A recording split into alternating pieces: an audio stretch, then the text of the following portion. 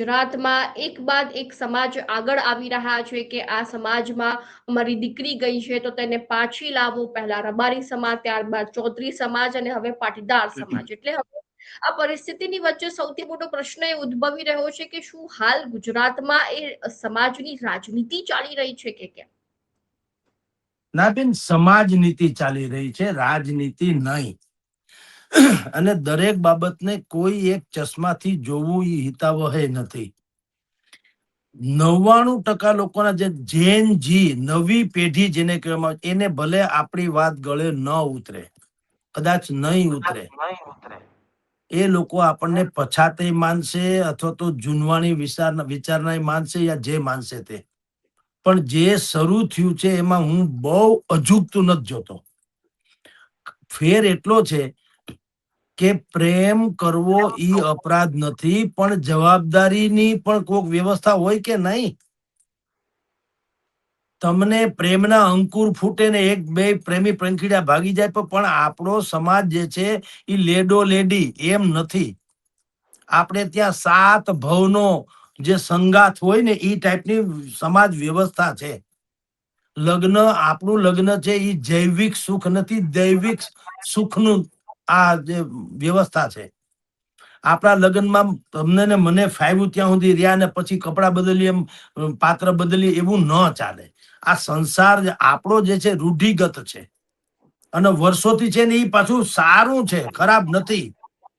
Arrange marriage જે છે, માવતરની હાજરીમાં, કુટુંબની હાજરીમાં, બંને પક્ષના વડીલોની હાજરીમાં એ બધું જે થાય છે ગોઠવણથી, એનું દીર્ઘાયુ રહે છે.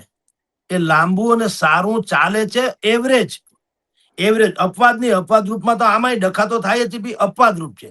તમે આખા એવું ન માનો 100 યુગલ પરણે એમાંથી 75 ડખા થાય ને 25 જ સફળ નીકળે, એવું નથી.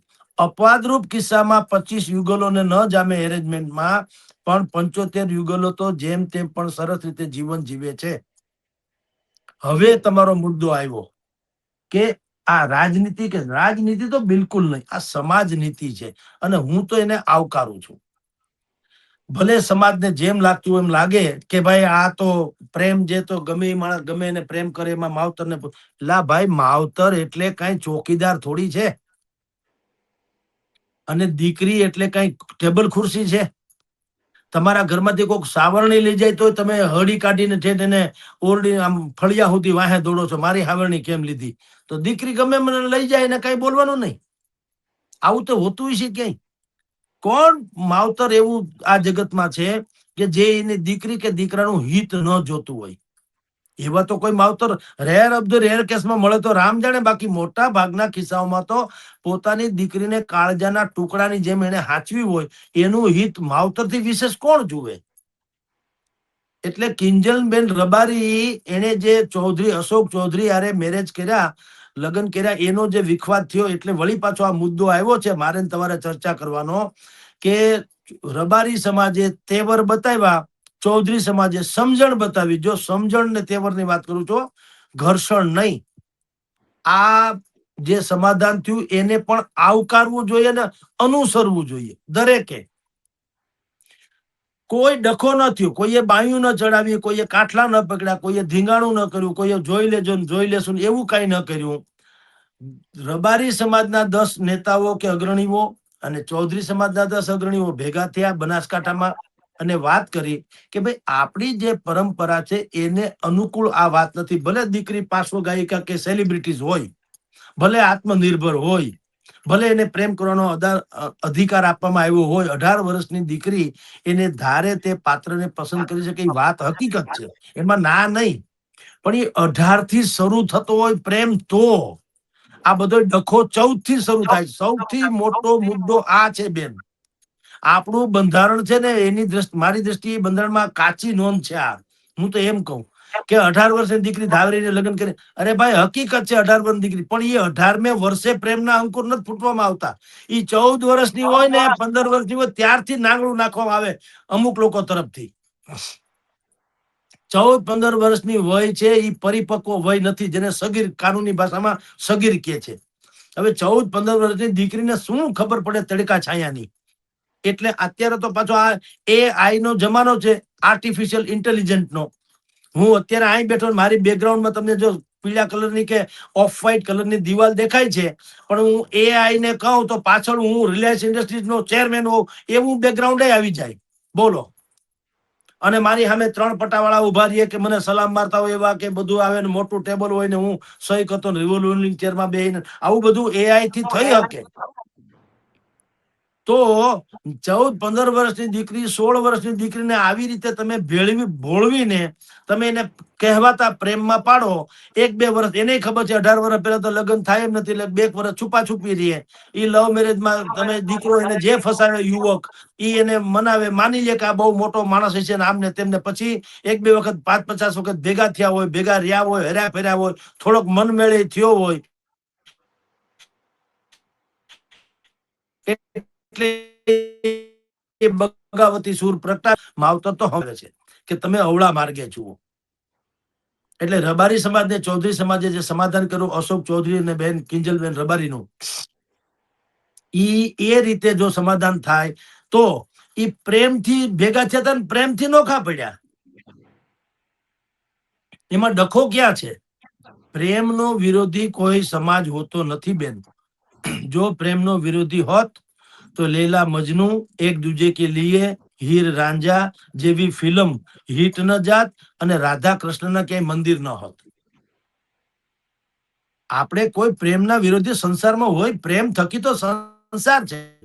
તમે સમજો, મળદા પ્રેમ નથી કરી શકતા એટલે એને મહાણમાં રાખવામાં આવે. મકાનમાં અમે તમે મકાનમાં છીએ શું કામ? એકબીજાને ચાહીએ છીએ, લાગણી છે, પ્રેમ છે, સમજણ છે, બુદ્ધિ છે, વિવેક છે, બધું છે એટલે તો માણસ છે. માણસમાં મળદામાં ફેર હું? મહાણમાં પણ પંખા હોય છે, ટ્યુબલાઇટ હોય છે, બારી બારણા હોય, મહાણમાં બધું હોય, પણ મકાનમાં ને મહાણમાં ફેર શું કામ લાગે? અહીંયા જીવતા છે, ત્યાં મળદા છે. તો પ્રેમ વગરનો સંસાર તો મળદા જેવો છે. એટલે સંસારમાં કોઈ માવતર પ્રેમ એમ કે એની દીકરી કોઈને પ્રેમ ન કરવી જોઈએ એમ નથી કેતા, પણ તમારી કોઈ જવાબદારી ખરી કે નહીં? તમે કપડા બદલો એમ તમને મોજ આવે ત્યાં સુધી પ્રેમ કરો, પછી પલટાવી નાખો, એમ ચાલતું છે? તો આ તો દીકરી છે, આ કઈ ચીજ વસ્તુ થોડી છે.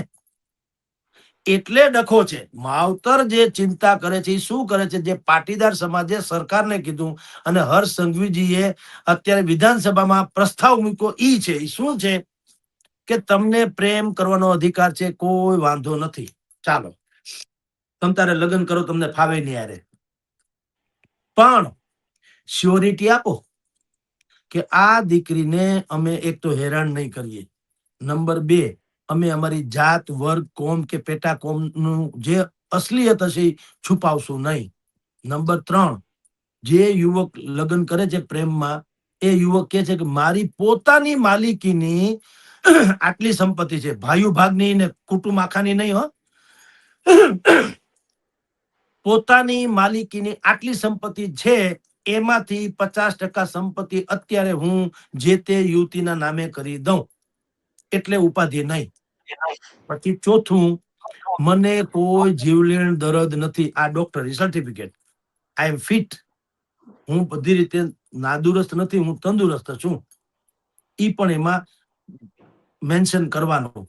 અને જે દીકરીનો આધાર કાર્ડ જ્યાંથી નીકળ્યું હોય ત્યાં જ એના મેરેજ, ઈ જ પંથકમાં જ્યાં જ એના મેરેજ રજીસ્ટ્રેશન થાય, એવી પણ એક જોગવાઈ છે. અને 5મી જોગવાઈ છે કે માવતરને 1 મહિનાની મહેતલ વાંધો લેવાની. કોઈ પ્રેમમાં દીકરી કોઈની સાથે મેરેજ કરવાનું કે અને સર્ટિફિકેટ બતાવે કે અમે મેરેજ કરી લીધા, તો માવતર 1 મહિના સુધીની મહેતલ, એને વાંધો હોય તો 1 મહિના સુધી વાંધો એને ઉઠાવવાનો, અને એનું જસ્ટિફિકેશન ન થાય ત્યાં સુધી માવતરના અધિકારમાં દીકરી રહે. આ બધી ગોઠવણ જે છે એ એટલા માટે છે કે આપણે ભારતમાં રહીએ છીએ. ભારતમાં અમુક સંસ્કૃતિ ને અમુક પરંપરા છે, એને ઉવેખી ન શકાય. તમારી ઉંમર થઈ ગઈ એટલે તમારી લાયકાત ન વધી જાય. આપણે જે દીકરી જોવા કોઈ આવે છે, દીકરા દીકરીને એકબીજાને જોવા આવે, તો દીકરાને પૂછવામાં આવે, દીકરીના ઘરવાળા પૂછે કે આ દીકરામાં શું લાયકાત છે, તો એમ કહેવાય કે ઉંમર લાયક છે. એ કોઈ લાયકાત છે? લાયકાત એટલે એનામાં ગુણ કેટલા છે, પૈસા ક્યાં નોકરી ધંધો કરે છે, એનામાં સંસ્કાર નામની કોઈ ચીજ છે કે નહીં, વિવેક નામની કોઈ ચીજ છે કે નહીં, એ ભવિષ્યમાં કઈક ગમે એવો દુઃખ કે આપદા આવે તો પણ લડી શકે એમ છે કે નહીં, ખાનદાની છે કે નહીં, આ બધું પૂછવામાં આવે ને એને લાયકાત કહેવાય. ઉંમર લાયક છે એ લાયકાત નથી. એટલે અત્યારે જે કહેવાતા મોર્ડન લોકો આ પ્રેમલા પ્રેમલીના કેસમાં એવું કે છે કે ના ના માવતરે આવું ન કરવું જોઈએ ને પ્રેમનો અધિકાર. અરે શું પાગલ પણ આદર્યું છે. પ્રેમનો અધિકાર છે, 14 વર્ષથી ભોળવવાનો અધિકાર નથી. અને જો તમારે 14 વર્ષથી કે માની લો કે 18 વર્ષે રાતોરાત સપનું આવે ને કોઈ તમારે લગ્ન કરી નાખે એવું બને, એવું ના હોય. તમે 14-15 વર્ષથી તમે તો દાણા નાખવાના શરૂ કર્યા હોય. એ દીકરી બધી રીતે ફસાઈ ગઈ એટલે મોટા ભાગે મજબૂરન લગ્ન કરવા પ્રેરાય, અથવા તો તમારી મોહમાં આવીને પ્રેરાય. તો તમે જયારે પવિત્ર છો અને તમારે કોઈ દીકરી યારે લગ્ન, તમારા સ્નેહ છે કે પ્રેમ છે, લગ્ન કરવા છે, તો તમે પ્રેમની વ્યાખ્યા શું છે? સમર્પણ છે, કુરબાની છે, કન્વિન્સિંગ છે. તમે કન્વિન્સિંગ તમારા જે પાત્ર હોય દીકરીનું એના માવતરને કન્વિન્સ કરાવડાવો કે ભાઈ મારી ને તમારી ખાલી જાત જ એક, કોમ જ એક નથી. કોમમાં અલગ, જ્ઞાતિ અલગ છે. બાકી તમે જે તમારી દીકરી માટે યુવકની પસંદગી કરવા ધારો છો, એના જે પેરામીટર્સ છે, એના જે ગુણ તમારા મગજમાં છે, એ બધા ગુણ મારામાં છે. આ લખી લ્યો, તમે જોઈ લ્યો, તમે તપાસ કરી લ્યો. કઈ ખામી હોય તો કયો. એવું કા નથી કરતા કોઈ કાળા ધોળું, કારણ કે હોય કાંઈક ને બતાવ્યું હોય કાંઈક. ઈ ડખો છે. એટલે રબારી સમાજ અને ચૌધરી સમાજમાં મોટો, કારણ કે બીજા બધા સમાજની જેમ આ રબારી સમાજ છે ચલાવી ન લે, ધીંગાણા થાય. કોઈ માને કે ન માને એને તમે ખાપ પંચાયત કયો કે ડખો કયો કે જે કયો તે, પણ થાય તો છે. કારણ કે ઈ રબારી સમાજ વિશે મેં સાંભળ્યું, એની બકરી ખોવાઈ ગઈ હોય તો 5 દી સુધી નથી ખાતા. બકરીને મળ્યા પછી જ ખાય, ત્યાં સુધી એની ભૂખ હરામ થઈ જાય, અન્ન હરામ થઈ જાય. એવી તો લાગણી બકરી ઉપર છે. આ તો દીકરીની વાત હતી. અને જાહેરમાં કીધું જ છે ને, એના અગ્રણી જે છે એને જાહેરમાં ન કીધું, ઠાકરસિંહભાઈ કે કોઈ છે, એને જાહેરમાં કીધું તું ગમે એમ થાય હો, અમે દીકરીને પાછી લાવી છૂટકો કરશું, પણ ગમે એ થાય, ગમે એટલે ગમે. એટલે ઈ ડખો ઉપડ્યો છેક ઉપર સુધી. અહીંયા તમારી જાણ ખાતર રબારી સમાજમાં પણ જેટલા લોકો અગ્રણી હતા એને પણ વાત કરી કે આપણે આ વાતમાં આમ કરવું જ પડશે, એમાં છૂટકો નથી. અને જે ચૌધરી સમાજમાં શંકરસિંહ ચૌધરી સહિતના જેટલા લોકો હતા એને પણ કીધું કે આપણે પણ આમાં બુદ્ધિપૂર્વક આગળ વધવું પડશે. એટલે મોટા લોકો ભલે સીધી રીતે આવ્યા કે ન આવ્યા મેદાનમાં, પણ સમાજના ઠેકેદારો કે સમાજના અગ્રણીઓ ભેગા થઈ બનાસકાંઠામાં મિટિંગ મળી અને નક્કી કર્યું કે આપણે આ દીકરીને એના ઘરે પાછી મોકલાવી દેશું. અને ત્યાર પછી કિંજલબેન રબારીનો પોતાનો વિડીયો પણ આવ્યો, અને જેણે લલિતભાઈ દેસાઈ કરીને એક ભાઈ છે, ઉદ્યોગપતિ છે, એને આ સમાધાન કરાવડાવ્યું. અને એને કીધું ખરું કે ભાઈ મારે કોઈ બળજબરી નથી કરી, કોઈ સામે વાળા ઉપર અમે ધાક ધમકી નથી અપાવી. બિલકુલ સમજણપૂર્વક બે સમાજમાં વર્ગ વિગ્રહ ન થાય. એટલે લલિતભાઈ દેસાઈ ઉદ્યોગપતિ છે, સુખી સંપન્ન માણસ છે, એ પછાત નથી, મોર્ડન છે. એ તો એના દીકરા દીકરીઓ ફ્લાઇટમાં જાય ફ્લાઇટમાં આવે એવું છે. એટલે એવું નથી કે ખાપ પંચાયત આપણે એને ગામડિયા ધારી લઈએ, પછાત ધારી લઈએ, એવું નથી. બિલકુલ બુદ્ધિપૂર્વકની વ્યવસ્થા. ઉદ્યોગપતિ છે, બધી રીતે શિક્ષિત છે ને ફોરવર્ડ છે. એણે એમ નક્કી કર્યું કે ભાઈ કેટલીક બાબતો એવી છે જેને આપણે ફોલો કરવી જ પડે. તમે ગમે એવા સુધરી જાવ તો શું, કઈ બૂટ પહેરીને ભગવાનના મંદિરમાં જવાય નહીં, ગર્ભગૃહમાં. તમે ગમે એમ હોત હોય, વડાપ્રધાન હોત હોય, બૂટ તમારે કાઢી જ નાખવા પડે ને. એ અમુક ત્યાં બોર્ડ લખવામાં નથી આવતું કે ગર્ભગૃહમાં કોઈ ચપ્પલ પહેરીને ન આવે, એવું લખાય નહીં, લખવાની જરૂર નથી. તમારે આપણે મમ્મીની ઓળખાણ કરે તો એમ નથી કે આપણે એમ કહીએ આ મારા ડેડી છે, પછી બાજુમાં ઉભા કોણ છે એમ કહીએ છીએ the wife of my daddy એમ કહીએ છીએ. આપણે શું કે આ મારા મમ્મી છે, મારા મા છે, મારા બાપુજીની પત્ની છે, એમ નથી કહેતા. કારણ કે અમુક વસ્તુ લોકાચાર છે, આ લોકાચાર છે. એમ લલિતભાઈ દેસાઈ નામના ઉદ્યોગપતિએ અગ્રણી ભૂમિકામાં ભજવી, બીજા બધા લોકોને કન્વિન્સ કરાવડાવ્યા કે ભાઈ ચૌધરી સમાજને કે ભાઈ આમાં ખોટે ખોટો વર્ગ વિગ્રહ થાય.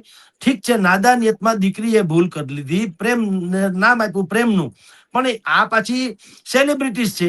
જો એને અમે કઈ નહીં કરીએ તો સમાજના બીજા નાના લોકોને અમે કહેવા જશું તો એમ કે છે તમે કિંજલબેન રબારીનું કેમ કઈ ન કર્યું.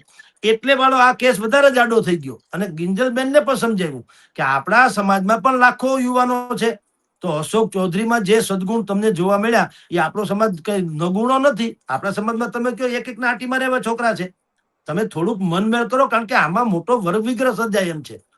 એટલે જી બિલકુલ સારો નિર્ણય લલિતભાઈ દેસાઈ વગેરે એ કર્યો, અને અત્યારે બે સમાજ જે છે શાંતિથી એક આખું પ્રકરણ ઉપર એને પૂર્ણ વિરામ મુકાઈ ગયું. જી